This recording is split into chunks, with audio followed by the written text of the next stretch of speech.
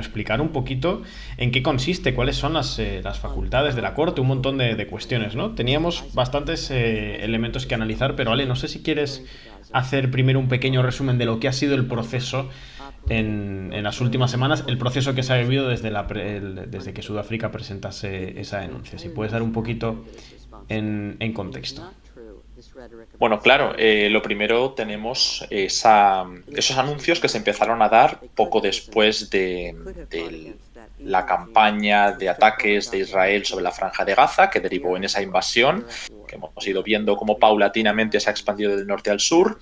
Entonces, desde el mes de noviembre, diciembre, sobre todo ya en noviembre, ¿no? Con esa nueva fase del conflicto, de la guerra que llamábamos Guerra de Sukkot, varios países anunciaron su intención de lanzar un proceso legal contra Israel, ¿no? Se hablaba por un lado de la Corte Penal Internacional y por el otro lado de la Corte Internacional de Justicia. Finalmente, el que más aceptación tiene por la legitimidad que le da formar parte de la ONU es la Corte Internacional de Justicia, es donde se dirimen las cuestiones entre estados. La Corte Penal Internacional, ya sabéis, lo hemos hablado muchas veces en el caso de Rusia, busca juzgar a algunas personas involucradas pues, en distintos casos, como pueden ser crímenes de guerra o crímenes contra la humanidad, cosa que se ha visto en otros procedimientos. Pero como depende de un estatuto, el Estatuto de Roma, que no todos los países han firmado ni de lejos, pues de hecho Sudáfrica era uno de los países clave en esto, porque mientras abandera un proceso en la Corte Internacional de Justicia, para no tener que detener a Vladimir Putin en la última cumbre de los BRICS, se hablaba de la posible salida del Estatuto de Roma y abandonar la Corte Penal Internacional. Lo mismo pasa con Estados Unidos, ¿no? Mientras no es parte de ese proceso, pero abanderaba que en la Corte Penal Internacional se pudiera juzgar a Rusia, concretamente a Vladimir Putin, como decimos, son distintas causas personales, no defendía que ninguno de los dos juicios pudieran entrar en si Israel estaba cometiendo distintos crímenes. Ahora explicaremos cuál es la diferencia con respecto al de genocidio, que no todo vale, no todo entra en los crímenes que se puedan llevar a cabo. Y al mismo tiempo Estados Unidos es un país que no ha tenido una hemeroteca de aceptación de lo que salga de la Corte Penal Internacional. Vamos entonces ahora a la Corte Internacional de Justicia. El 29 de diciembre es esa fecha en la que finalmente, después del apoyo de varios países que habían hablado a favor de ese proceso, Argelia, Colombia, Chile me parece que también fueron de los que más hablaron en aquel momento, entre otros países musulmanes y árabes, fue Sudáfrica la que llevó a cabo esa denuncia formal el día 29 de diciembre, como digo, del 2023. Y lo que se pidió era, bueno, pues abrir un proceso contra Israel bajo la Corte, buscando medidas provisionales por casos de genocidio y crímenes de guerra contra los civiles palestinos. Esto, bueno, pues tiene muchísimas aristas que tenemos que ir explicando a lo largo del programa de hoy y bueno, creo que puede ser bastante interesante. Si tenéis preguntas, si tenéis alguna cuestión que queráis que tratemos, ir destinando pues un rato a hablar de ello. Si no, pues podemos empezar a explicar ese proceso y esos cargos y cómo se está viviendo. Sí, ya sabéis que vamos a estar muy atentos al chat, intentando responder todas vuestras preguntas, pero así, un poquito como pregunta introductoria, que la he visto en el chat también, Ale, y que va a servir como previo para explicarlo más en profundidad, es ¿por qué Sudáfrica? Es decir, ¿por qué no ha sido ningún otro actor internacional? Se hablaba, por ejemplo, de estados europeos que pudieran llegar a tomar una medida como esta. ¿Por qué ha tenido que ser finalmente Sudáfrica? ¿Y por qué todavía hay hay ciertas limitaciones por parte de muchos estados de sumarse a la posición de Sudáfrica? Ujú. Pues esa es una de las cuestiones que se juzga, ¿no? Sobre si Sudáfrica tiene la competencia o la capacidad o si ellos pues pueden presentarse en el caso, ¿no? Es una de las cuestiones que se dirimen hoy. No solamente se habla sobre el genocidio, del que tenemos que explicar un poco más, sino que se va a hablar de las medidas que Sudáfrica solicita, si tienen primero cabida, algunas medidas cautelares o preventivas para evitar que se desarrolle ese genocidio o para evitar que se desarrollen ciertos acontecimientos vinculados al genocidio mientras se investiga. y por otro lado, si se ajusta la denuncia de Sudáfrica a los cargos, porque puede ser cualquier otra cosa. Es una de las defensas que algunos arguyen, ¿no? Diciendo que Israel puede haber cometido masacres o pues, lo de los 26.000 palestinos que ha matado, pero que eso no constituya un genocidio, ¿no? Eso es la otra cosa que habrá que explicar. Y el tercer punto ahí también interesante es si Sudáfrica tiene esa legitimidad para presentar el caso al no ser parte del proceso. Uno de los puntos que el mundo en general más coloca a Sudáfrica como mediador, no mediador directamente porque es claramente una parte, pero sí como un país que no está involucrado, es por dos motivos, ¿no? El primero, los países europeos, occidentales, Estados Unidos, están bastante decantados del lado de Israel, mientras que los países árabes y los países de Oriente Medio, sobre todo países musulmanes, han pues demostrado también una cercanía visceral, ¿no? Por la cuestión palestina, de modo que un país de otra región pueda tener no necesariamente imparcialidad, porque Sudáfrica no la tiene, está denunciando claramente genocidio, pero sí pues a lo mejor eso es menos vinculación e intereses con las partes. Por otro lado, la cuestión más importante aquí, yo creo, es el hecho de que Sudáfrica es el actor al que tradicionalmente se le ha arrojado la legitimidad para denunciar el apartheid, porque es el país que lo ha vivido en sus propias carnes. Ha habido más casos, ¿no? Por ejemplo, los bantustanes en Namibia no es algo ajeno solamente a la cuestión de Sudáfrica, pero sí que ha sido el país que más ha denunciado que Israel ha llevado a cabo una política de diferenciación de derechos en Cisjordania, y que esto podría llevar, como ya hemos explicado en muchas ocasiones y que también si queréis pues podremos entrar, a un apartheid palestino. Entonces, bueno, pues ha sido el país que finalmente ha tomado la decisión de llevarlo a la Corte, y como en muchos otros casos de la Corte Internacional de Justicia, por ejemplo el de Venezuela con Guyana, bueno, más bien de Guyana con Venezuela ahí, pero hay un diferendo en la Corte Internacional de Justicia. Una de las demandas más importantes es cuando una de las partes, en ese caso Venezuela, le pide a la Corte que no se declare competente o que se hable sobre la competencia de ese caso. En esta ocasión es la Corte la que tiene que decir si tiene competencia para tratar un caso presentado por Sudáfrica y sobre este caso en concreto si se ajusta a ese contexto. Por lo tanto, es algo mucho más formal y mucho más jurisdiccional que una simple sentencia, porque eso se irá juzgando con el tiempo, ¿no? Esto es como una primera deliberación muy importante, por eso la traemos aquí en directo, en la que se van a ir dando cargos, se van a ir dando algunos titulares interesantes, que ya tenemos algunos, la verdad. Y ojo, porque vienen cargados los titulares, ahora os los traigo, pero vamos a ir primero contextualizando y con eso pues la jurisdicción es uno de los temas más importantes que se trata hoy.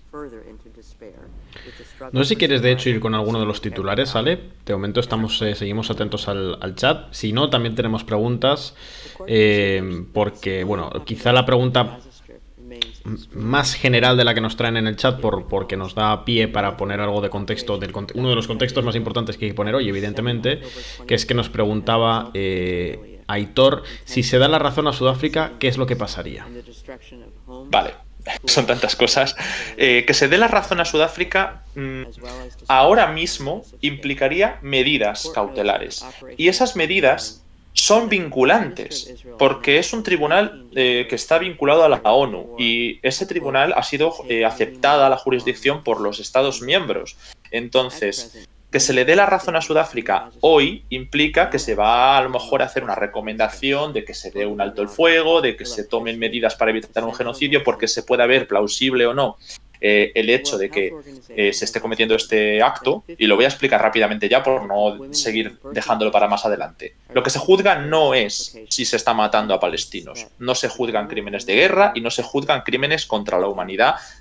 Se pueden juzgar, pero el cargo de genocidio concretamente lo que implica es que se demuestre una vinculación entre dos puntos: las declaraciones políticas, la intención política del Estado de Israel o del gobierno de Israel vinculado a esos actos en el contexto del conflicto armado, es decir, que por decir estas cuestiones, que por demostrar la intención de llevar a cabo una limpieza étnica, llevar a cabo una masacre, lo que corresponda, luego eso tenga vinculación con los actos que se producen en Gaza. Y esto sí que podría constituir un genocidio porque hay intención de exterminio. Y por otro lado, que no se hayan puesto ningún tipo de medida por parte de Israel para evitar que esas declaraciones o que esos actos puedan constituir un exterminio. Esas son las dos claves. No se trata solo de si se han matado a 5.000 o a 25.000 palestinos. Se trata de ver si hay una vinculación entre las declaraciones políticas, la intención política y la inacción política, porque no solo es la acción, sino también la inacción para que se produzca un genocidio o para no evitar que se produzca un genocidio, o sea, un exterminio, ¿no? Que es lo que sería un cargo de genocidio. Esto es lo que se está... este es el cargo, ¿no? Es lo que se va a juzgar en el caso de la Corte Internacional de Justicia. Pero hoy ese primer paso es que la Corte se declare competente, que la Corte decida si se va a mandar alguna medida cautelar, y eso, al ser vinculante, tiene que ser los miembros de la ONU, concretamente pues también muy importante, ¿no?, el Consejo de Seguridad de la ONU, los que con esta presión por la legitimidad y por lo vinculante de esta sentencia decidan si se van a aplicar medidas. Claro, uno podría decir, bueno, pues que la Corte diga lo que quiera, que luego no va a pasar nada. Al final esto depende de la voluntad política, y ya hemos visto en muchas ocasiones que incluso sin juicios por medio un país ha hecho lo que ha querido, ¿no?, porque son los Estados miembros los que deciden. Pero en este caso concretamente, el hecho de que Israel dependa tantísimo de Estados Unidos y se hayan llegado a votaciones en el Consejo de Seguridad de Naciones Unidas y en la Asamblea, pero la Asamblea no es vinculante, en los que Estados Unidos ha conseguido que se rebaje el tono, pero a cambio se incluya una petición formal de alto el fuego, y finalmente Estados Unidos la haya vetado, puede añadir muchísima más presión por la legitimidad que los países europeos sobre todo le están dando al caso. Ahora hablaremos de quién le da legitimidad y quién no, porque ignorar una sentencia que habla de que es necesario aplicar un alto el fuego en Gaza por parte de los países europeos, que serían los que lo ignorarían, o Estados Unidos, que siguiera aplicando el veto, rompería y erosionaría bastante el orden internacional en torno a cualquier otro caso de la justicia, de la Corte Internacional y de la Asamblea General de Naciones Unidas y del Consejo de Seguridad de Naciones Unidas. Por lo tanto, es muy importante ver qué sale de aquí y si se atreven a ignorarlo desde Estados Unidos y Europa, no tanto desde Israel, que ya sabemos que ha dicho que no lo va a aplicar, ¿no? Pero es muy importante. Por poner también un poquito de contexto, Ale, y no dar paso a la confusión que quizá algunas personas leyendo determinados titulares puedan tener, hay que considerar que, bueno, lo de hoy es... Lo que se está deliberando hoy va a tener titulares casi minuto a minuto, ¿vale? Entonces va a haber que diferenciar cuando el titular se trata de un dictamen final, de un dictamen que podemos considerar definitivo, y cuando se trata de titulares en medio del proceso. Porque, por ejemplo, uno de los titulares que más se está moviendo ahora mismo en la prensa en Argentina, por ejemplo, por si nos estáis viendo desde ahí, dice: la Corte Internacional de Justicia rechazó la solicitud de Israel de desestimar el caso de genocidio en Gaza. Esto no significa que hayan efectivamente dictaminado que efectivamente está habiendo un genocidio contra el pueblo palestino en Gaza por parte del Estado de Israel. Esto lo que significa es que las pruebas que presentó Sudáfrica, considera la Corte, son efectivamente suficientes para rechazar el pedido de Israel, que era directamente que se desestime la solicitud de Sudáfrica, es decir, que no se vaya pasos hacia adelante en el proceso mismo del dictamen. Entonces va a haber que tener cuidado con con la interpretación de los titulares. No sé si tenemos alguna pregunta última, porque hay muchas cosas que ya están saliendo y que quiero empezar a comentar, así que si tenemos alguna última pregunta, y pues, vamos ya con... Mira, hoy aunque vamos a estar muy atentos a las preguntas e intentando responder como siempre todas o la mayoría de ellas, vamos a primar un poco por la excepcionalidad del directo. Si tienes cosas que hay que comentar ya de última hora, adelante. Vale, bueno, hay bastantes cositas, sí. Sobre la cuestión de estos actos que estamos hablando, el tribunal ha aceptado el argumento de Sudáfrica y considera, por lo tanto, que los actos denunciados por Sudáfrica sí entran dentro de la Convención sobre el Genocidio. Esto significa básicamente que la Corte ve que el caso que hay que juzgar sí encaja en los términos de genocidio. No significa que diga hay genocidio. Dice que lo que se tiene que juzgar sí es este cargo, no es otro crimen de guerra, ¿no? Estamos hablando, por lo tanto, de que ven esos indicios. Eso ya es una noticia importante y que parece ir del lado de Sudáfrica. Por otro lado, en cuanto a la cuestión de si Sudáfrica tiene o no la legitimación para presentar el caso, aunque no sea una parte perjudicada, como decimos, sino que se trataría de Palestina, el tribunal ha considerado que Sudáfrica sí tiene la legitimación, a pesar, como digo, de eso, porque se ha comparado con el caso de Gambia que presentó contra Myanmar, ¿no? En su momento ya tenemos como una serie de casos importantes que se han comparado, el de Ucrania y Rusia y el de Gambia con Myanmar. Realmente Myanmar era en aquel caso lo que se juzgaba la cuestión de los rohingyas y Gambia es evidentemente una parte no implicada y aún así se aceptó, con lo cual se considera también que Sudáfrica pues también puede presentar esta causa sin ser parte afectada, que quizá era uno de los argumentos israelíes, ¿no? Más cosas que tenemos por aquí. Los palestinos, según el tribunal, parece que sí pueden constituir un grupo protegido dentro de la convención sobre el genocidio, es decir, a nivel étnico. Yo creo que aquí hace referencia a que puede ser objeto de investigación por una posible persecución étnica, ¿no? Porque sí constituye un grupo posible objeto de investigación bajo la Convención del Genocidio, porque una cosa que había que ver es legalmente, en ese marco legal, si la Convención sobre el Genocidio se puede aplicar a cualquier grupo político, ¿no? No siempre se habla de etnias, hay veces que se habla de grupos culturalmente muy concretos. Bueno, pues los palestinos sí entran dentro de esta jurisdicción y el tribunal recuerda que en este caso no se trata solo del genocidio, como decía yo al principio, sino también de prevenirlo y castigar la incitación al mismo. Es que son básicamente las mismas líneas que os he traído antes. Y es que cuando Sudáfrica presentó el caso lo veíamos muy claro. Había que diferenciar. No se trata de matar a los palestinos, se trata de demostrar la vinculación entre la intención y los actos y la inacción para evitarlo y los actos. O sea, esto que decía aquí el tribunal, ¿no? Prevenirlo y castigar la incitación, el no prevenirlo y no castigar la incitación al genocidio es un caso pues importante. Por lo tanto, aquí hay 3 puntos que trae el tribunal. Uno, sí que tiene la jurisdicción para investigar esto, por lo tanto ya es un punto a favor, es lo que hablaba en el caso de Guyana. Lo que pedía Venezuela es que se declarara incompetente y aquí lo que vemos es que el tribunal se considera, yo creo aquí interpreto, competente para juzgar el caso de genocidio. Luego, punto 2, las denuncias de Sudáfrica sí son acorde con la Convención de Prevención del Genocidio, es decir, el caso procede y se podrá investigar. Y 3, Sudáfrica tiene legitimidad para presentar el caso, lo que comentaba antes, ¿no? Que aunque no sea parte afectada, tiene derecho a ser parte denunciante. No sé si quieres que contestemos alguna preguntita mientras. Tenemos, de hecho, justo, Ale, si no me equivoco, 5 medidas preliminares. Bueno, sí, hay tantas cosas. En realidad. Pero mira, iba a ir un poco en orden, pero podemos ir así quieres a ello. Por ahora se plantea que Israel debe tomar todas las medidas para impedir la comisión de todos los actos en el ámbito del artículo 3 de la Convención de Ginebra, que es básicamente todos los actos de genocidio. Que Israel debe tomar todas las medidas para prevenir y castigar la incitación al genocidio. Que debe garantizar la ayuda humanitaria a los palestinos de Gaza. Y que debe preservar las pruebas de las violaciones de la Convención de Ginebra. Y que además debe informar a la Corte Internacional de Justicia sobre el cumplimiento del propio Israel de las medidas preliminares. Todavía no hay nada, eso sí, de alto al fuego.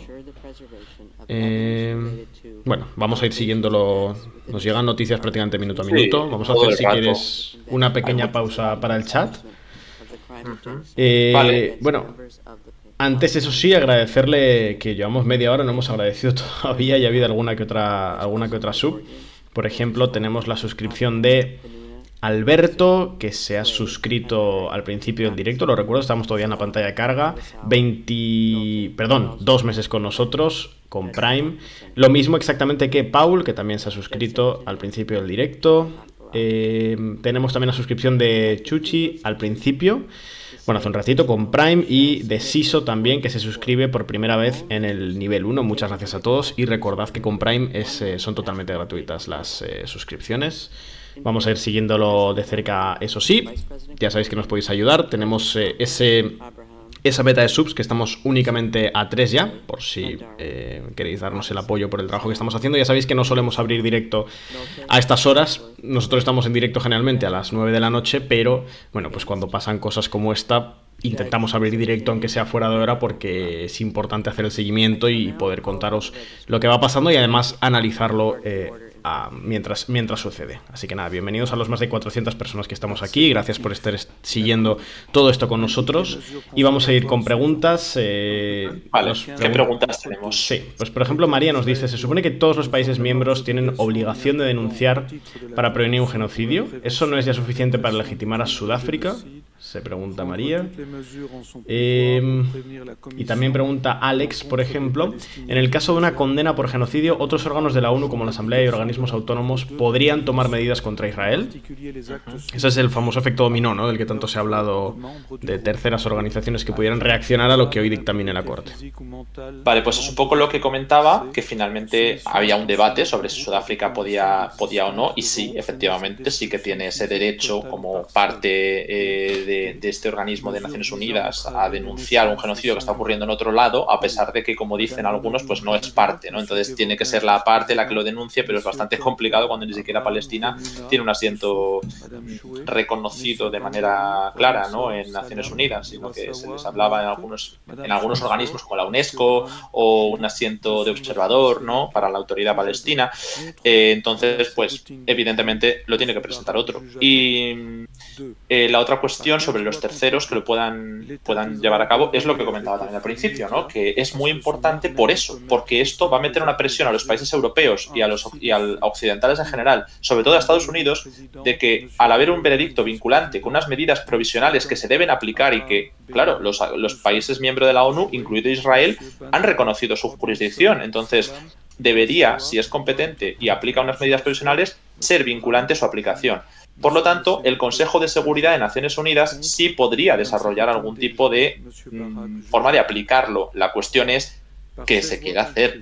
Pero esto es una cuestión más de legitimidad internacional. Estados Unidos, que es el principal actor que se ha opuesto a una resolución del Consejo de Seguridad de la ONU a favor de un alto el fuego, lo han vetado incluso cuando ha salido mayoría por el resto de actores. El Reino Unido también ha sido una que a veces se ha abstenido, a veces lo ha vetado, bueno, se ha negado. Son los actores que tendrían una deslegitimidad internacional si ahora dicen que no se va a aplicar unas medidas que son vinculantes, ¿no? Por lo tanto, bueno, pues ahí entrarán ya los órganos de la ONU. Aún así, por mucho que entren, el Consejo de Seguridad, si Estados Unidos dice que no, es que no. Eso es así. ¿Más preguntas tenemos o vamos con otras cuestiones? Vamos con alguna pregunta más, si quieres, mientras esperamos nuevas actualizaciones. Nos preguntan por la venta de armas a Israel, qué estados estarían implicados en ello, y si podría llegar a pasar que alguno de estos países llegase a cancelar contratos en caso de que efectivamente la Corte dictamine en favor de la posición de Sudáfrica. También pregunta Javi qué legitimidad tendría el derecho internacional si Occidente no apoya un alto al fuego en vistas a futuros conflictos. Pregunta también Zreshka qué sucede si no se aplican las resoluciones.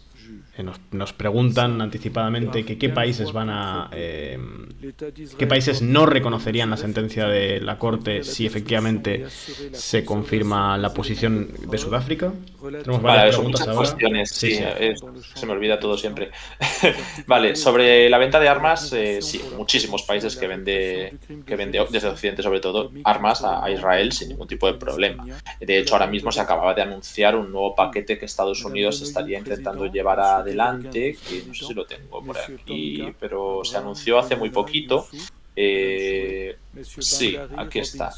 Un paquete Bueno, se quería vender armas por valor de 147,5 millones de dólares que se ha ido autorizando en munición de artillería y equipo, invocando disposiciones de emergencia para que la administración de Joe Biden pueda eludir el control del Congreso y vender armas directamente. Y ahora se están ultimando 3 nuevas ventas de aviones militares a Israel, con un escuadrón de F-35 con 25 aviones, un nuevo escuadrón de F-15 con otros 25 aviones y un escuadrón adicional de helicópteros Apache, aparentemente 12.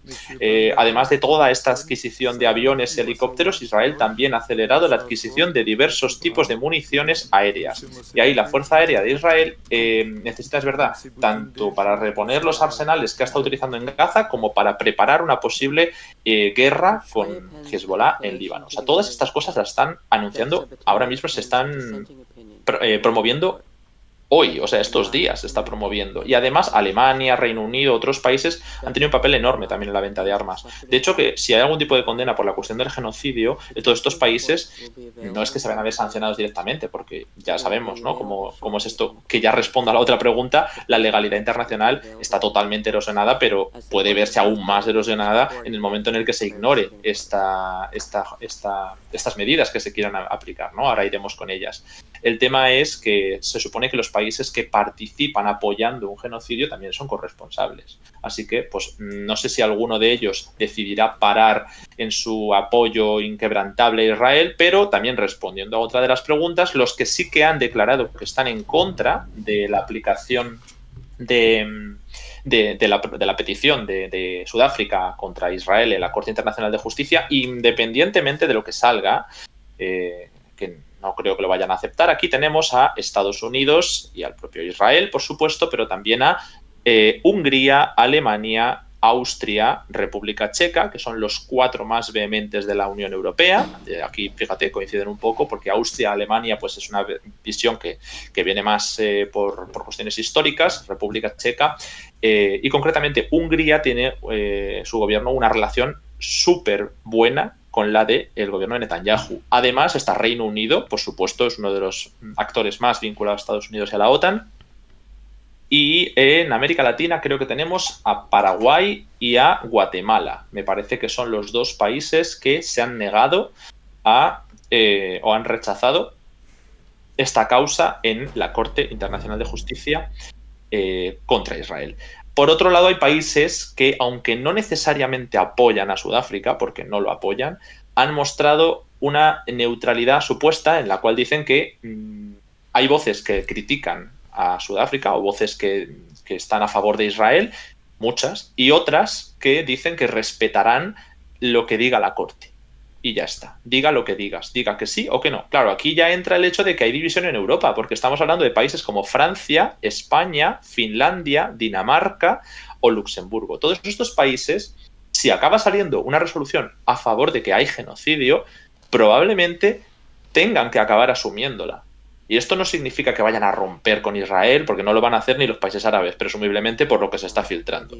Pero sí que podrían meter presión interna desde la Unión Europea. Sí que habría división y habría que hacerlo unilateralmente o de manera, pues como se está haciendo lo que ocurre en el Mar Rojo, ¿no? Una coalición ad hoc creada por Estados Unidos donde entran los 4 que le interesa, como puede ser Australia, Países Bajos, Bahrein, para apoyarles frente a Yemen, frente a los hutíes. Y bueno, también hay otros países como Japón, Australia, que mencionaba, Canadá y Costa Rica, si no me equivoco, y México, que son los que se han mostrado neutrales.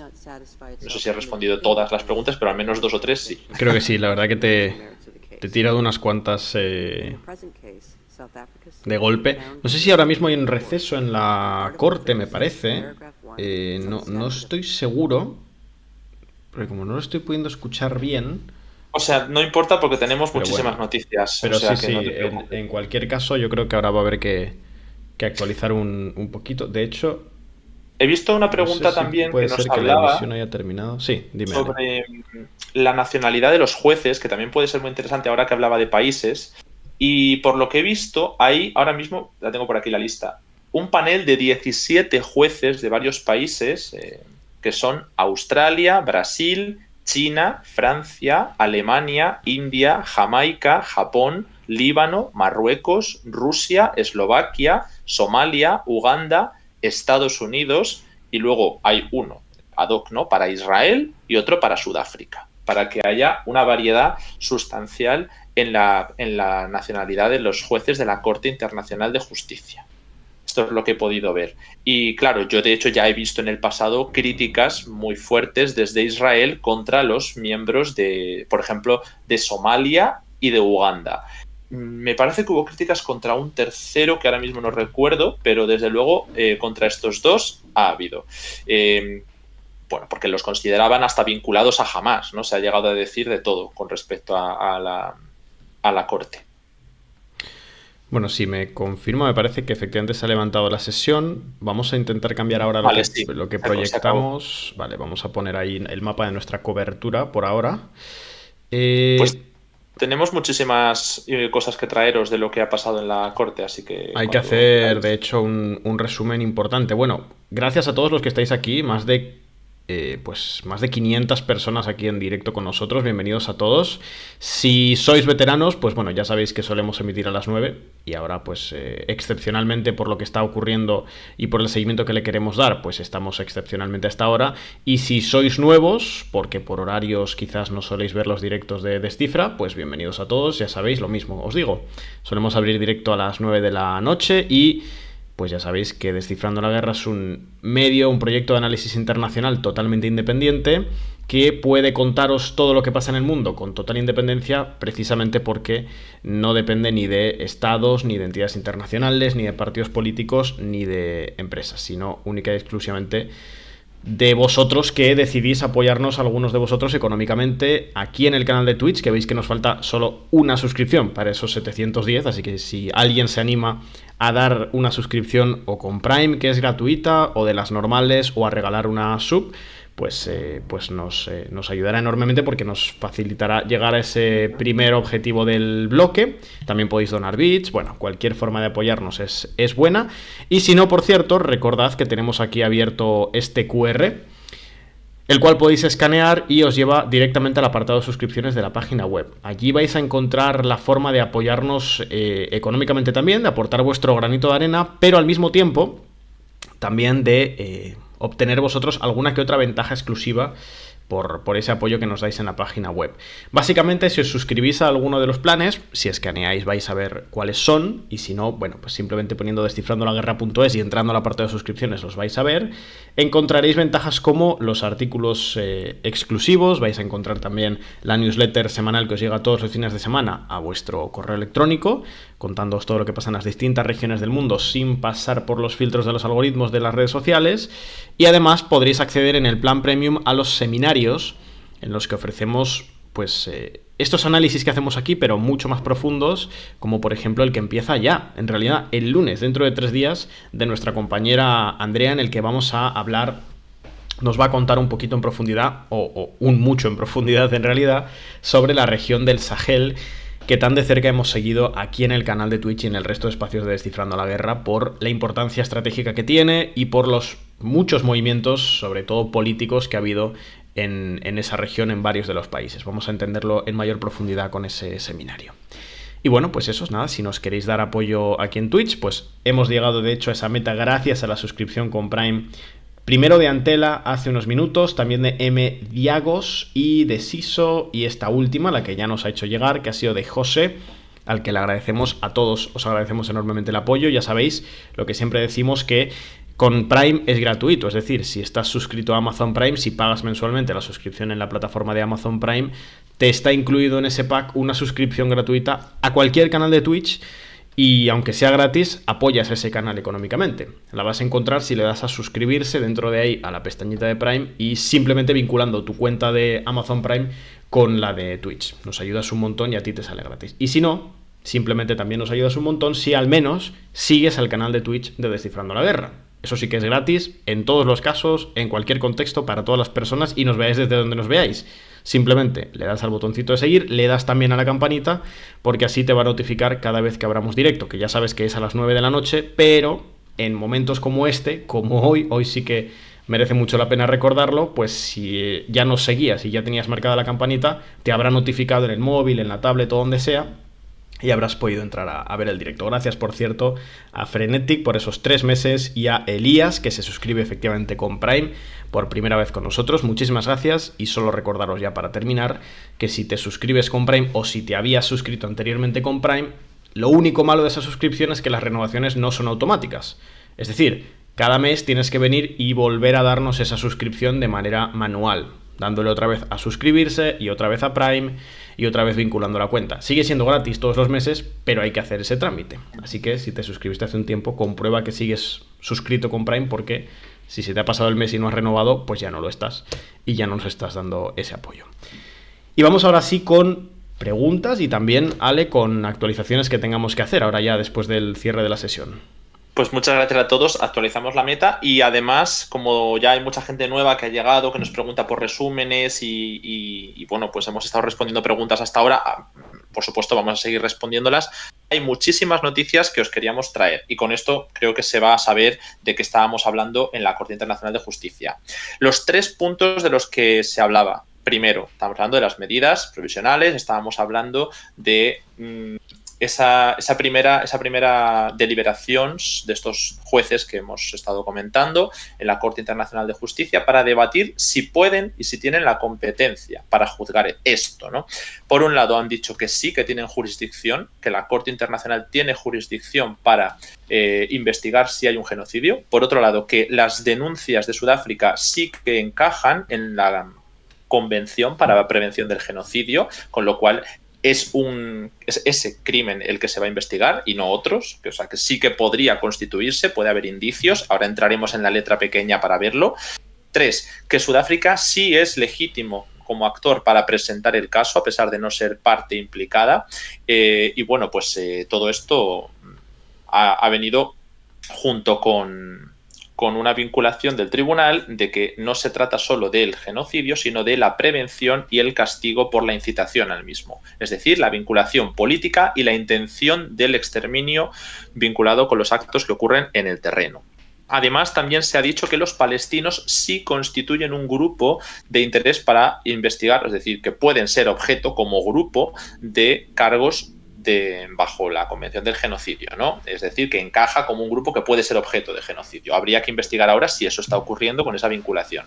Vale, con esto es el resumen. Tenemos las noticias que nos han ido llegando de estas declaraciones de la Corte Internacional de Justicia que acabamos de oír.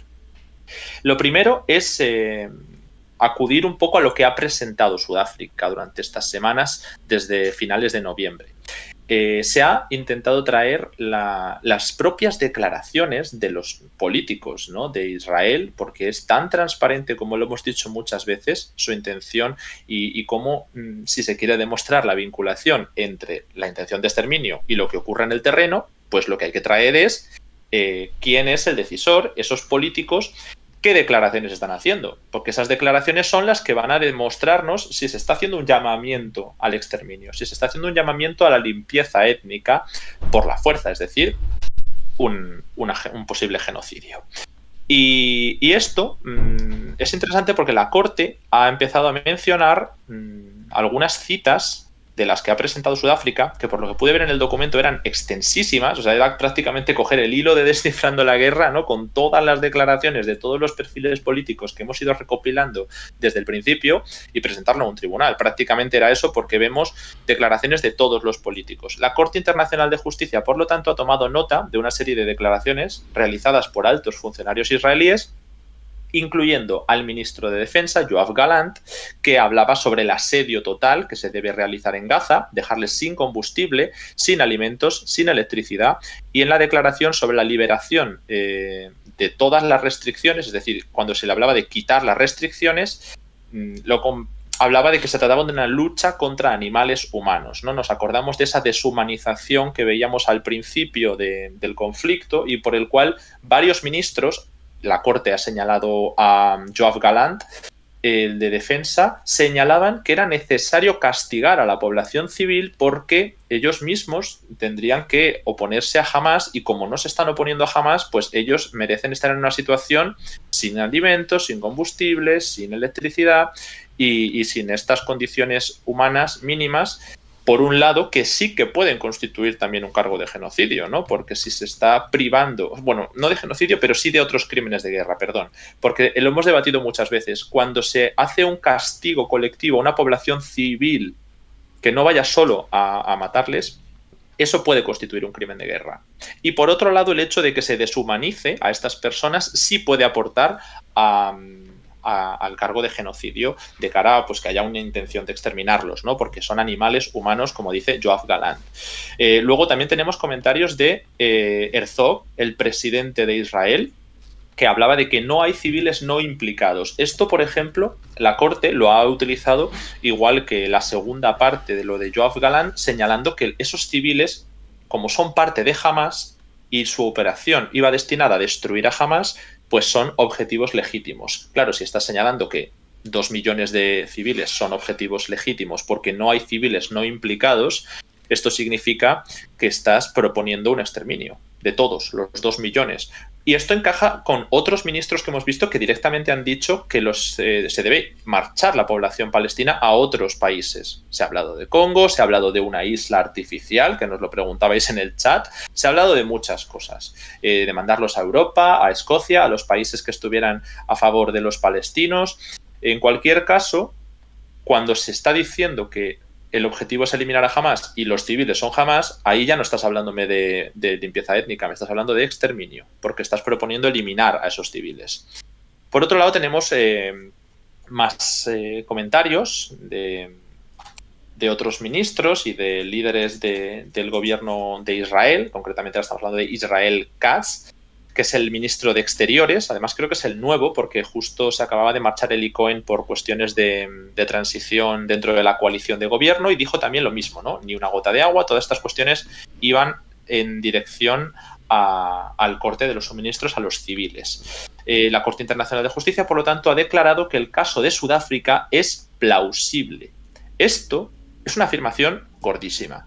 Porque no estamos diciendo solo que sea su jurisdicción o que proceda a investigar el caso de genocidio. Es que además ven indicios, ven que es plausible. Aún así, todo esto podría ir a la incitación. Bueno, sí, las cuestiones de incitación no significan necesariamente comisión del crimen de genocidio, porque en el tribunal dice que hay algunas de esas reclamaciones, ¿no? Vemos que existe un vínculo de los derechos que son plausibles y al menos algunas de las medidas provisionales. O sea, que se deben aplicar medidas provisionales porque ven que es plausible que haya un delito de genocidio. Bueno, un crimen de genocidio. ¿Por qué esto es importante entonces? Si luego no se ha dicho si sí o si no, todavía no se ha decidido, ¿por qué es importante entonces que la Corte diga que es plausible? Porque si ve un riesgo y si ve un indicio real, es cuando procede a aplicar medidas provisionales para evitar que esto se produzca. Y esto nos hace ver que en el futuro puedan quizá apoyar la tesis de que sí que se ha cometido el genocidio.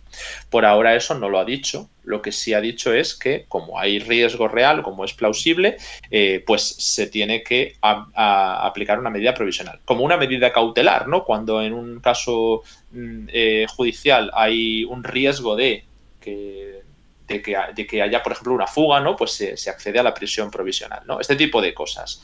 Que sé que si hay algún jurista en el chat seguro que nos lo sabe explicar mejor. Y bueno, pues aquí tenemos muchísimas más cuestiones.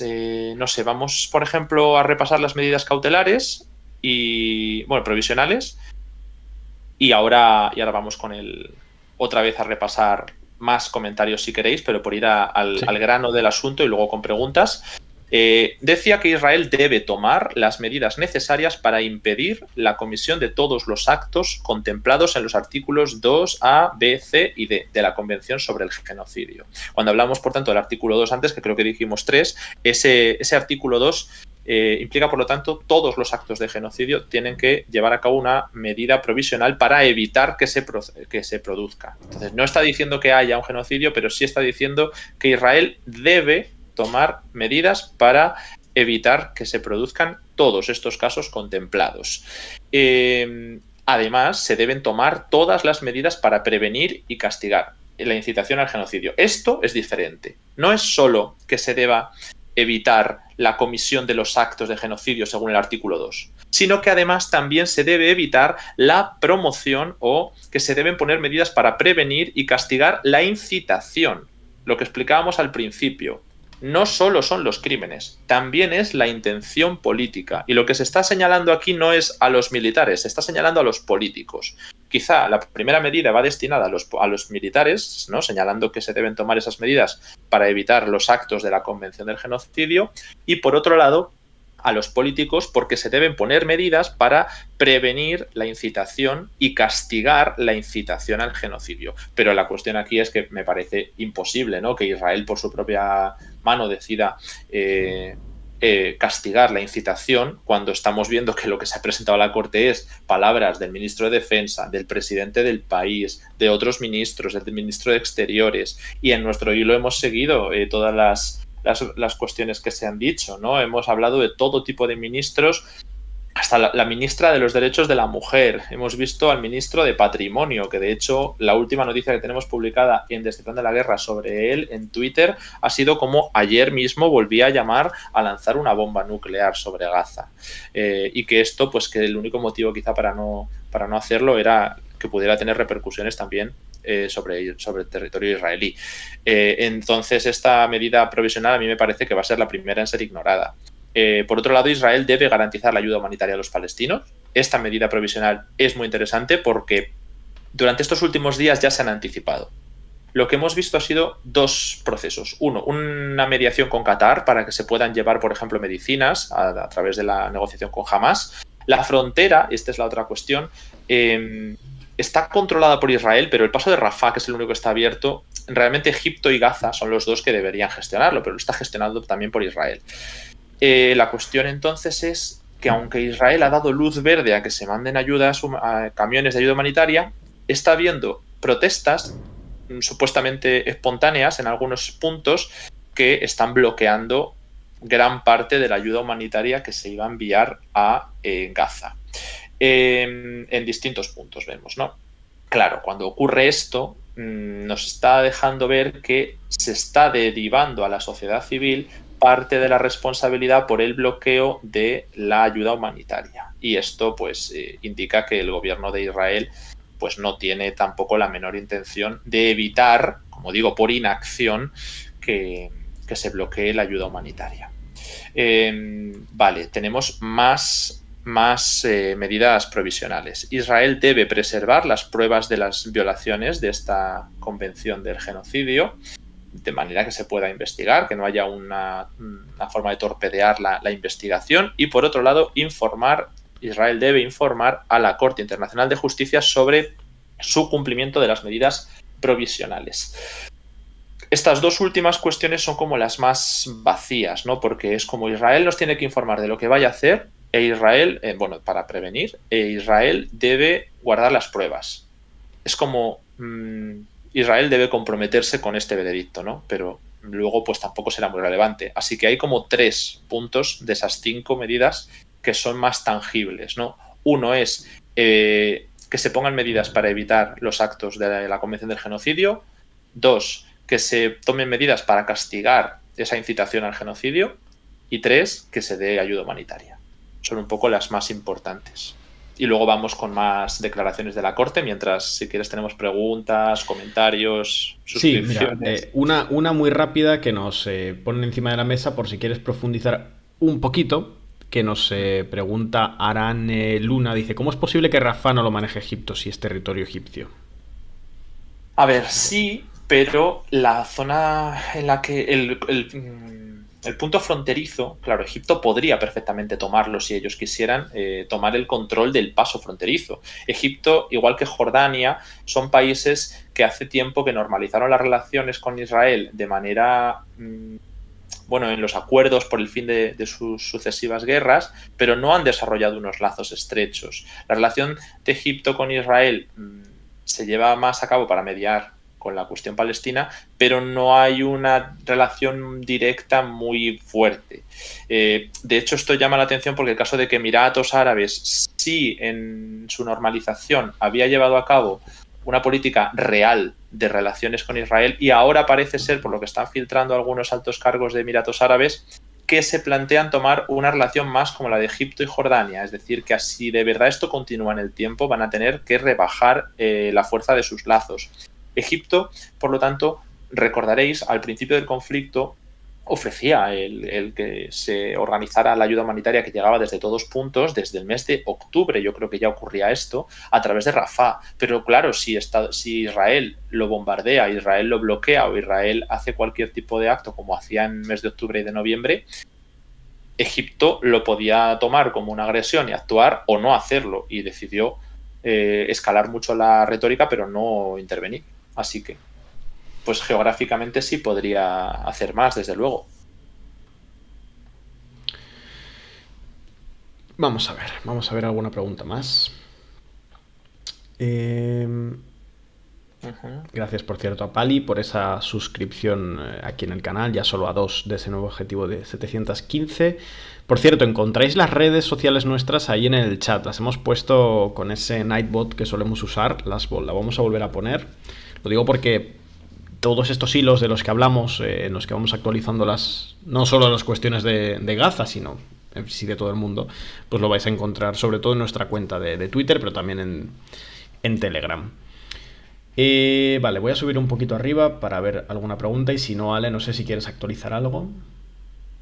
Sí, claro, una de las cuestiones que habíais mencionado y muchos nos preguntabais por el tema del alto el fuego, ¿no? Que es la clave y el gran ausente en estas medidas previsionales. Efectivamente, los que estáis diciendo que si se pueden haber quedado cortas o no, si de estas 5 medidas veo que son tangibles 3, pero dependen de la buena voluntad y no hay ningún tipo de medida que pueda causar erosión de ese sistema, porque Israel puede decir que está haciendo todo lo posible, Israel puede decir que están evitando o castigando la incitación al genocidio, porque lo que hacen no es incitación al genocidio, lo que quieran decir.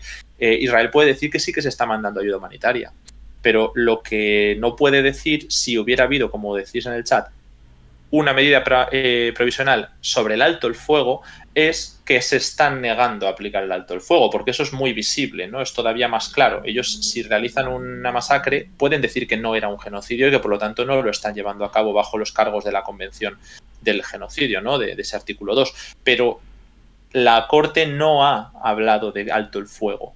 Y están, de hecho, algunos ya celebrándolo, ¿eh? O sea, por mucho que sea un tono durísimo y que pueda reforzar la posición de Sudáfrica porque lo considera competente, considera que hay indicios, considera que es plausible, considera que hay realmente base para investigar tanto el cargo de genocidio como a los palestinos como objeto de genocidio, aún así, en Israel se ha podido interpretar que como no se ha pedido el alto el fuego, no va a haber esa erosión internacional porque Estados Unidos y Occidente no se van a ver obligados a aplicar o a negar y por lo tanto asumir las consecuencias en la ONU ni en el Consejo de Seguridad de Naciones Unidas una solicitud formal de alto el fuego. Porque una solicitud formal de alto el fuego con el apoyo del Consejo de Seguridad de Naciones Unidas y de Estados Unidos, eso es otra película para Israel, no es lo mismo, ¿no? Y bueno, con respecto al tema de la Convención del Genocidio, estos actos a los que se refería la Corte, decía todos los actos del artículo 2, son relevantes. Hablaba de, en esta convención, cualquiera de los actos cometidos con la intención de destruir total o parcialmente a un grupo religioso, racial, étnico, nacional, como por ejemplo matando a esos miembros del grupo, supongo que se hablaría ahí de exterminio, causándoles daños serios física o mentalmente a los miembros del grupo, infligiendo unas condiciones de vida a ese grupo calculadas de manera que se les destruya también parcial o totalmente y físicamente, e imponer medidas pues destinadas a prevenir la natalidad en ese grupo. Entiendo que aquí hablamos, por ejemplo, de que unas esterilizaciones masivas serían también acto de genocidio, no necesariamente solo el exterminio, ¿vale? La convención también señala que sería transferir de manera forzada a los niños de ese grupo a otro lugar. Esto es un matiz que no siempre lo hablamos, pero ya que estamos lo podemos mencionar. Cuando hablamos de desplazamiento forzado, nosotros siempre hablamos de limpieza étnica, no de genocidio. Pero aquí señalan que incluso transferir forzadamente a los niños, entiendo que porque tiene las mismas consecuencias que una esterilización si evitas que se pueda continuar con una conformación de un grupo cultural, político, nacional, étnico, religioso, lo consideran constitutivo de genocidio. Y esto es algo que ha sido aprobado en esa convención del genocidio, ¿vale? Eso es importante. Y bueno, pues si tenemos alguna pregunta mientras y luego vuelvo con las otras noticias que nos quedan.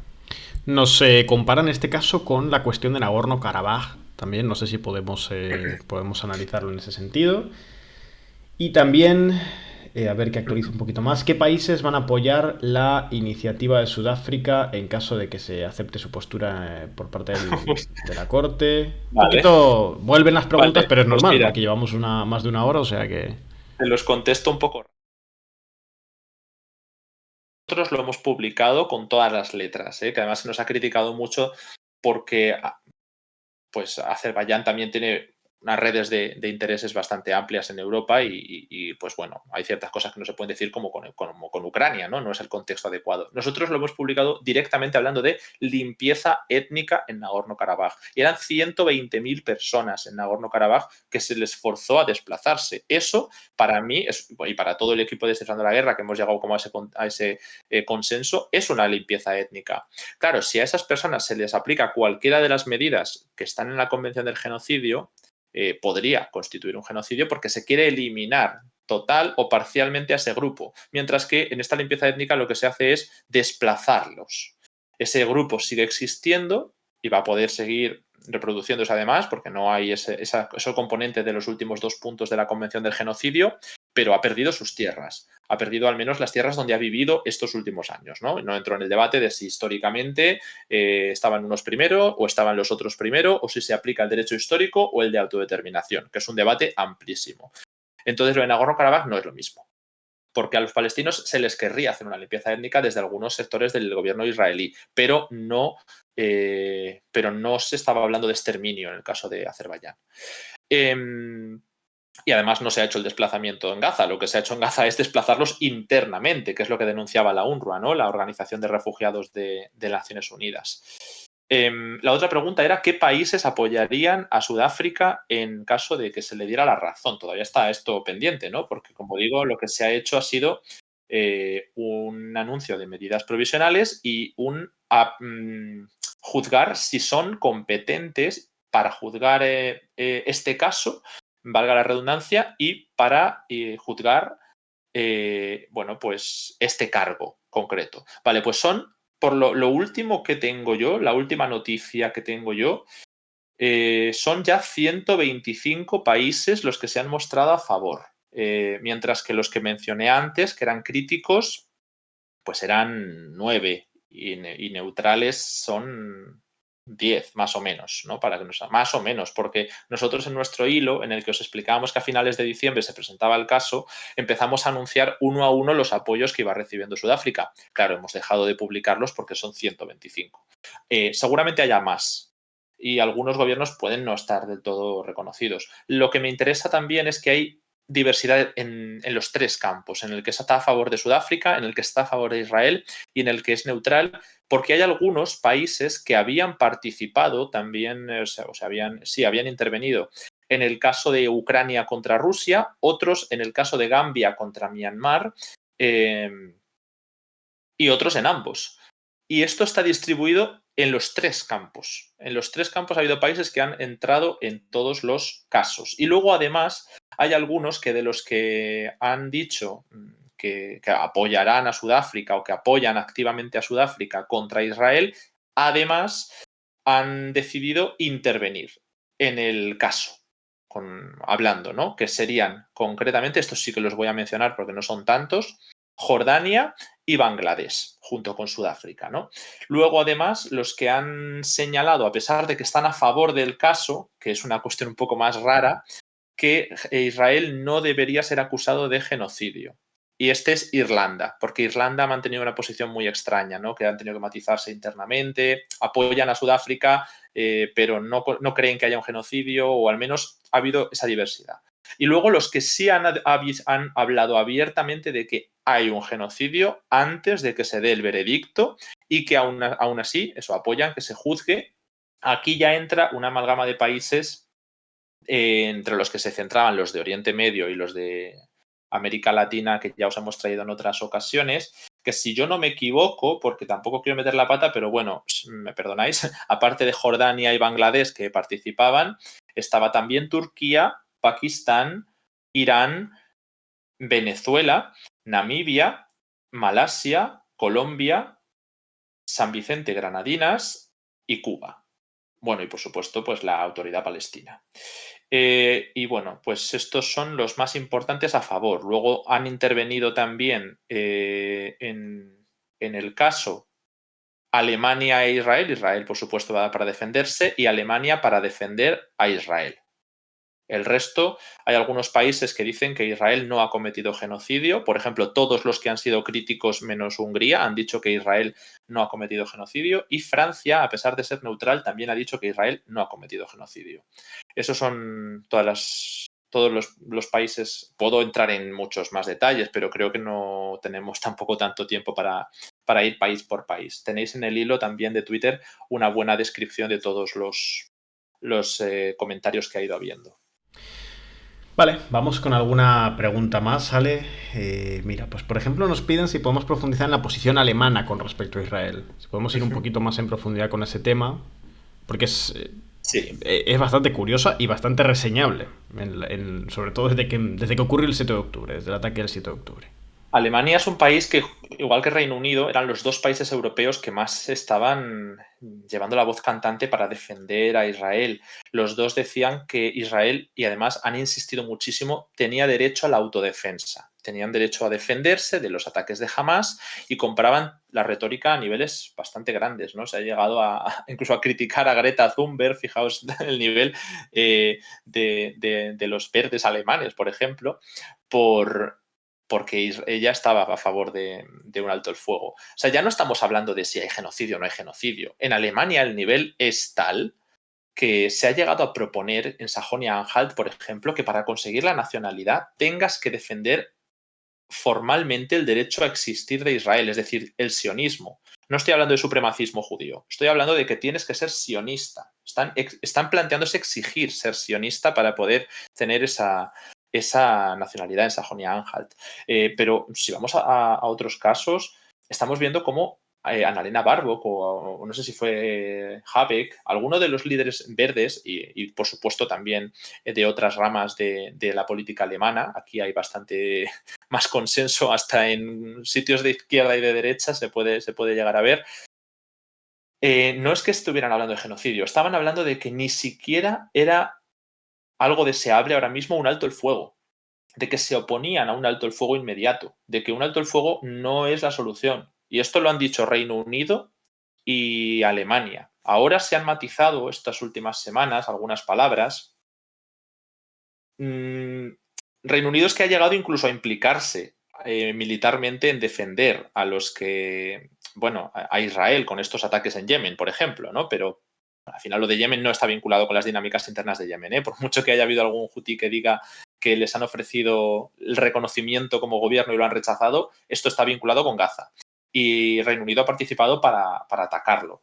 Pero Alemania ha ido matizando las palabras, igual que otros países europeos, que al principio iban como todos muy a favor de la OTAN. Este cierre de filas que hubo con Ucrania ha hecho mella en la política de la Unión Europea y Alemania ha sido la voz cantante. Al principio Francia y otros países intentaron también mostrar dureza a favor de Israel, pero poco a poco se han ido moderando, ¿no?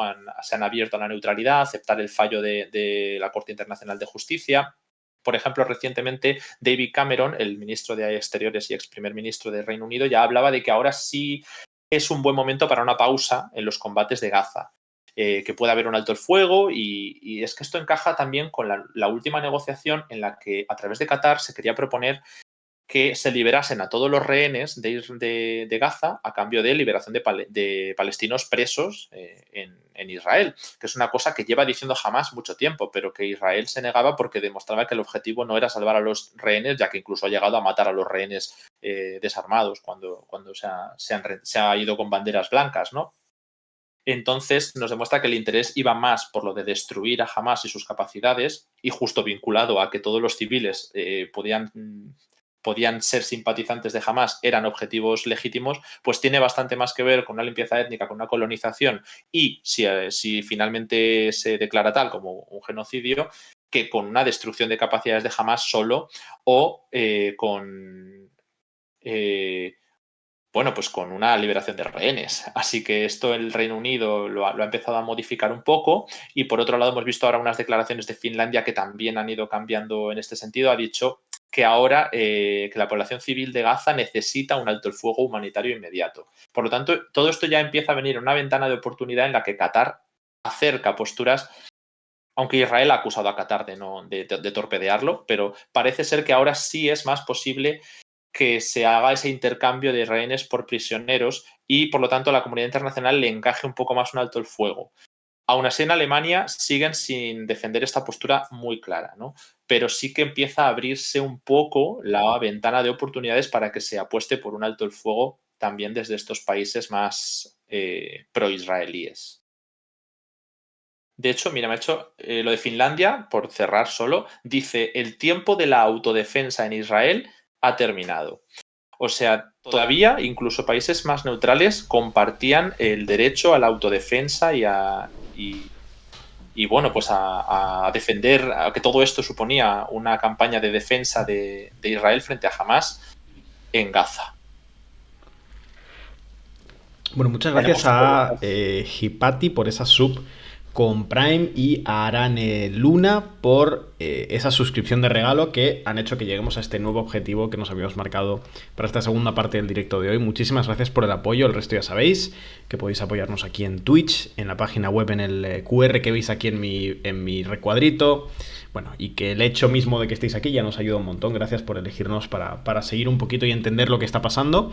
Y bueno, pues sabed además que más allá de las suscripciones ya también podéis seguirnos aquí en el canal de Twitch y marcar la campanita para que os notifique siempre que abrimos directo. Y también recordad que los directos siempre los resumimos al día siguiente al canal de YouTube, que es igual que nuestro canal de Twitch, Descifrando la Guerra. Así que si algún día pues no podéis venir al directo, o lo empezáis tarde, o queréis volver a verlo, cualquier cosa, que lo vais a tener ahí en el canal de YouTube. Gracias, por cierto, también a Anx Sánchez por su suscripción, primer mes aquí con Prime. Ya sabéis que con Prime las suscripciones son totalmente gratuitas a través de Amazon Prime. Y lo único que hay que renovarlas manualmente. Así que los que os vais suscribiendo a través de Prime, sabed que dentro de un mes esa suscripción se anula, salvo que vosotros manualmente la volváis a dar. Sigue siendo gratis todos los meses que queráis, pero hay que renovarla manualmente. Gracias, por cierto, a Baelico por tus palabras. Gracias a todos por el apoyo. Y mira, insiste un poquito. Meta otra vez, hay que actualizarla. Hay que actualizarla, efectivamente. Y volvemos un poco con las preguntas que son un poco circulares, pero tienen sentido porque son estas las cuestiones en las que hay que profundizar, ¿no? ¿Qué es lo que pasa si Israel decide no acatar la resolución y no decide pues estas medidas cautelares, estas medidas preliminares que se le imponen, decide incumplirlas? ¿Hasta qué punto se le podría forzar? Pues este es el debate que hay, ¿no? Bueno, tú puedes exigir, pero las medidas físicamente se tienen que cumplir, es decir, se tienen que ejecutar en la práctica. ¿Y qué es lo que va a pasar si Israel rechaza aplicarlas? A ver, teniendo en cuenta que las medidas provisionales no son tan duras para Israel, no es un alto el fuego, que era una recomendación que, bueno, pues si de verdad crees que está en peligro la posibilidad de que haya un genocidio contra los palestinos, no me parecería una locura que el tribunal hubiera decidido, pues una medida provisional es el alto el fuego. Pero bueno, no se ha ido por ahí. Entonces, Israel podría incluso vender que sí lo está haciendo, por lo que he explicado antes, ¿no? Si son 5 puntos, puede decir que los ataques que está realizando no son constitutivos de genocidio, y hasta que no haya una sentencia, pues estaría aplicando esa medida, que sí que se están poniendo medidas para evitar la vinculación y la incitación al genocidio o castigar la incitación al genocidio.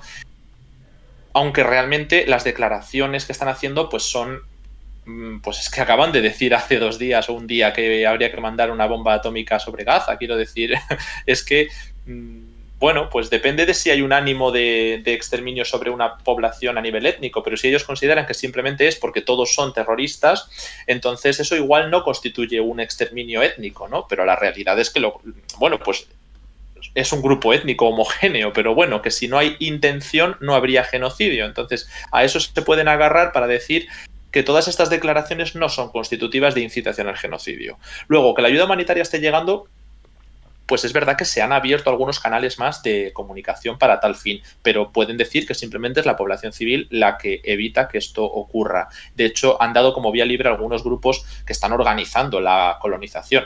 Es que cuentan con el apoyo de una gran parte de los miembros del gabinete del gobierno de Israel y de la Knesset, pero aún así la colonización de Gaza la están organizando algunas organizaciones supuestamente civiles. Y ahí hay ya como, no sé si dijeron 400 grupos o 400 familias, me parece, que estaban dispuestas ya a colonizar la franja de Gaza, y hay una conferencia que hablaba de cómo organizar la ocupación y colonización de la franja. Si os fijáis en el mapa, justo se están centrando en esa zona fronteriza. Una de las cosas que sí que estamos viendo claro es que lo que Israel buscaba era crear una zona de amortiguación y achicar el territorio de la franja de Gaza. Por eso se demolía toda la zona fronteriza, ¿no? Tanto al este de Rafah y de Han Yunis como en el norte de Beit Lahia y Beit Hanun en la ciudad de Gaza. Y todo esto, pues cortar por el Wadi Gaza y probablemente dejarlo parcheado como Cisjordania, pero pues parece que la autoridad de Hamas va a continuar. Entonces ahí vemos que quizá las medidas que aplique Israel puede decir que van organizadas de manera que se cree una zona de amortiguación y no necesariamente a exterminar a toda la población. O sea, pueden retorcerlo como quieran. Entonces esas 3 medidas son las más tangibles para mí, por lo que yo estoy interpretando, y bueno, Israel podría decir que las va a aplicar, pero no es descartable, como decía hace unas semanas, Israel chocando abiertamente con el tribunal, diciendo que cumplen a los intereses de Hamas, bueno, que son colaboracionistas con Hamas, la Corte Internacional de Justicia, que se niegue directamente a aplicarlas, y como no es una presión tan grande contra Estados Unidos, nadie les obligue a aplicarlas. Creo que eso es un poco lo que estaba en juego.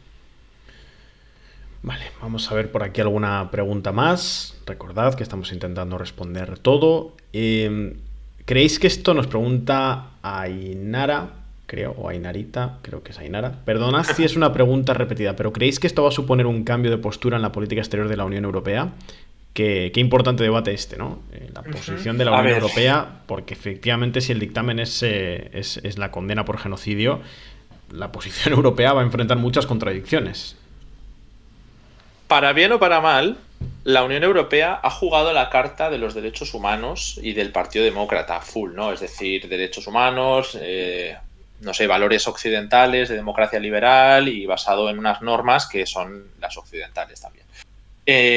Esto puede tener un recorrido mayor entre los sectores de las bases de apoyo cuando estás enfrentándote a rivales geopolíticamente alineados, no alineados contigo.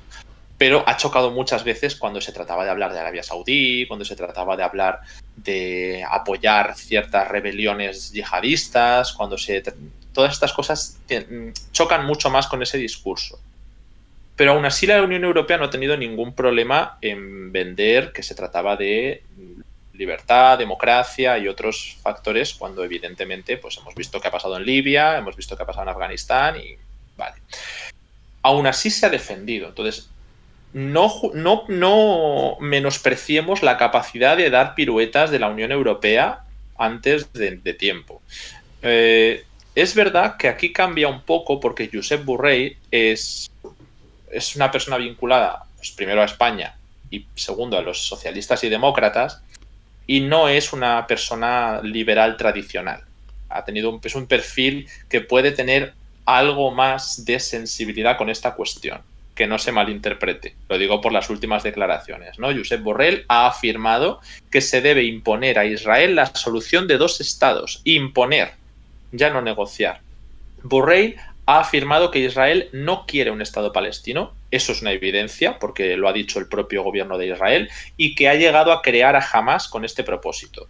Bueno, esto no es tan evidente, pero en Israel sí que hay quien lo ha reconocido, ¿no? Que, por supuesto, podemos asegurar que a Israel le interesaba Hamas. Ahora, que lo haya creado o financiado es una cosa que está más en debate, pero está ahí.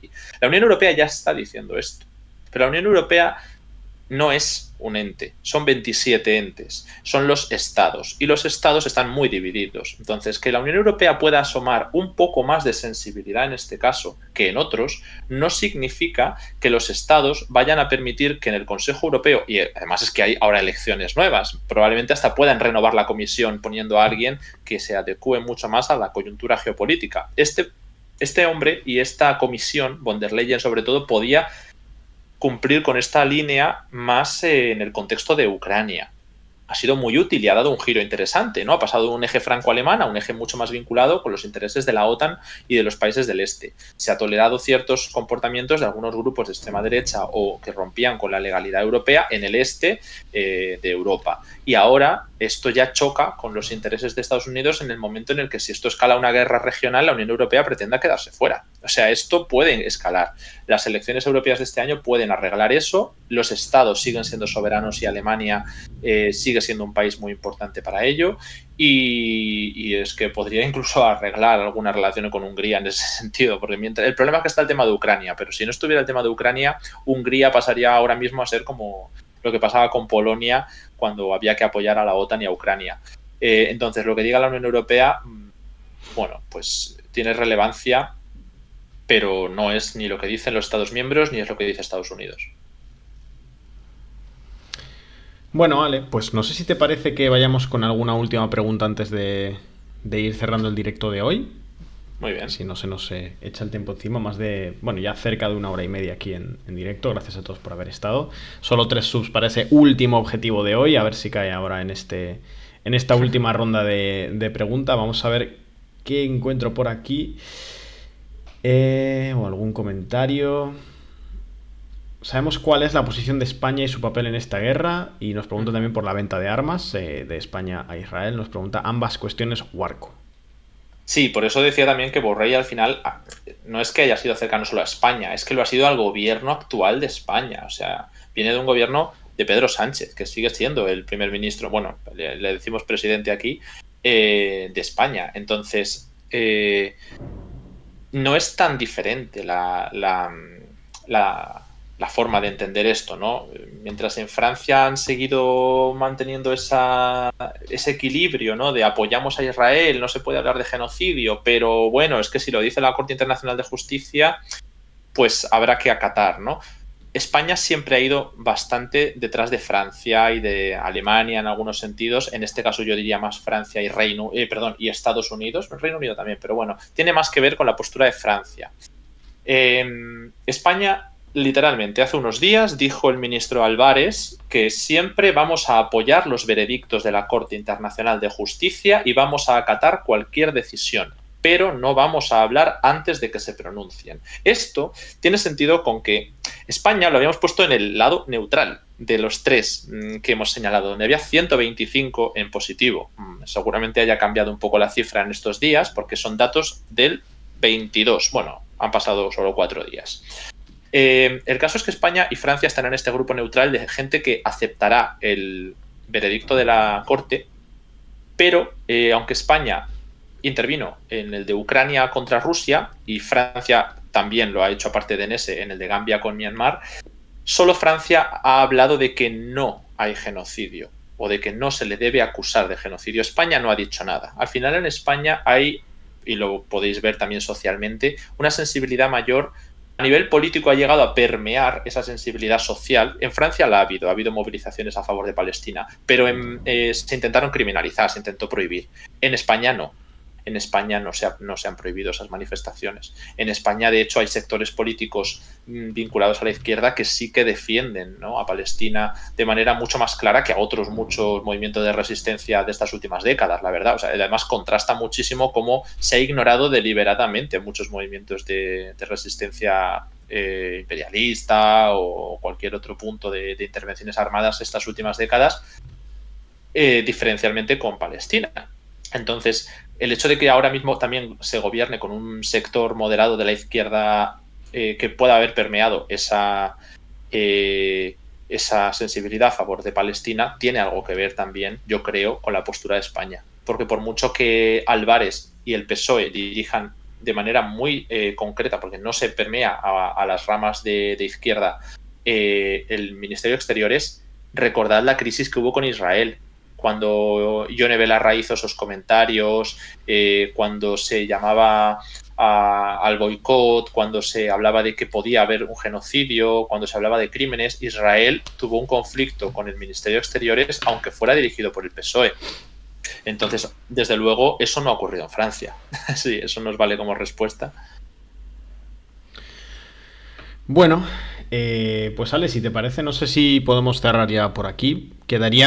Podríamos seguir con preguntas todo el día en realidad. Mira, entonces, si vamos a ir cerrando, voy a traer lo último que nos quedaba de la Corte, porque he hablado antes de las medidas provisionales y he hablado también de los casos jurisdiccionales. También hemos hablado un poco de cuáles han sido las declaraciones israelíes en las que se ha escudado el tribunal y que presentó Sudáfrica. Sudáfrica presentó muchísimas, la verdad. He traído solo un par para demostrar que se ha intentado deshumanizar a los palestinos y además considerarlos que a todos son objetivo de los ataques de Israel, ya sea en autodefensa o en lo que queráis. Pero se ha considerado que, bueno, pues claramente las declaraciones de Israel señalando a los palestinos civiles de Gaza como parte del conflicto porque apoyan a Hamas. Bueno, pues también en la Corte se han recogido por parte de Sudáfrica algunas citas judiciales trayendo a colación una cosa que había mencionado antes. La Organización de Refugiados de las Naciones Unidas, que trabaja con los palestinos en Gaza y que ha sido objeto de ataque. Es que, claro,